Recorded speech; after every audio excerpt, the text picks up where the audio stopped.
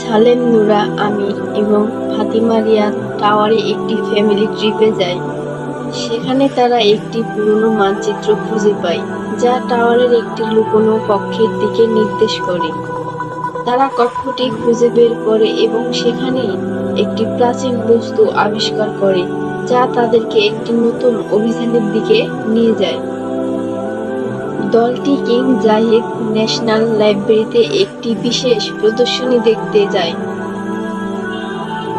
সেখানে তারা একটি পুরনো বই খুঁজে পায়, যা তাদেরকে একটি গোপন ধাঁধার দিকে নিয়ে যায়। ধাঁধাটি সমাধান করতে তারা লাইব্রেরির বিভিন্ন বিভাগে ঘুরতে হয় এবং এর মাধ্যমে তারা নতুন নতুন জ্ঞান অর্জন করে। ফাতেমার নেতৃত্বে দলটি সম্রাট দুর্গ পরিদর্শনে যায়। সেখানে তারা দুর্গের ইতিহাস সম্পর্কে জানতে পারে এবং দুর্গের ভেতরে একটি লুকোনো পথ খুঁজে পায়, যা তাদেরকে সৌদি আরবের প্রাচীনকালের একটি মূল্যবান ঐতিহাসিক নির্দেশের দিকে নিয়ে যায়।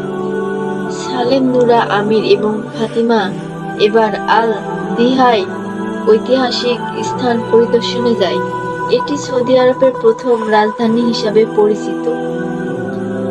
তারা সেখানে একটি পুরনো পাথরের ফলক খুঁজে পায়, যেটিতে একটি গুপ্তধনের অবস্থান সম্পর্কে সংকেত দেওয়া আছে।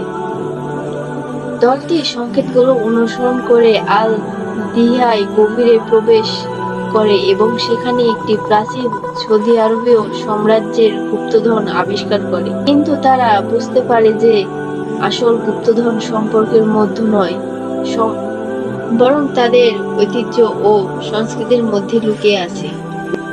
একদিন আমির তার ড্রোনটি নিয়ে খেলা করার সময় একটি প্রাচীন সাময়িক মানচিত্র আবিষ্কার করে, যা কিং সালমান পার্কের গভীরতায় লুকানো ছিল।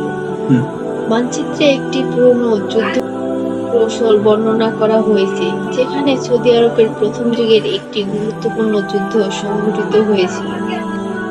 দলটি মানচিত্রটি বিশ্লেষণ করে এবং পুরনো যুদ্ধে ব্যবহৃত কিছু অস্ত্র ও সরঞ্জাম আবিষ্কার করে। তারা বুঝতে পারে যে এই কৌশল এবং সাময়িক জ্ঞানগুলি আজও কতটা মূল্যবান।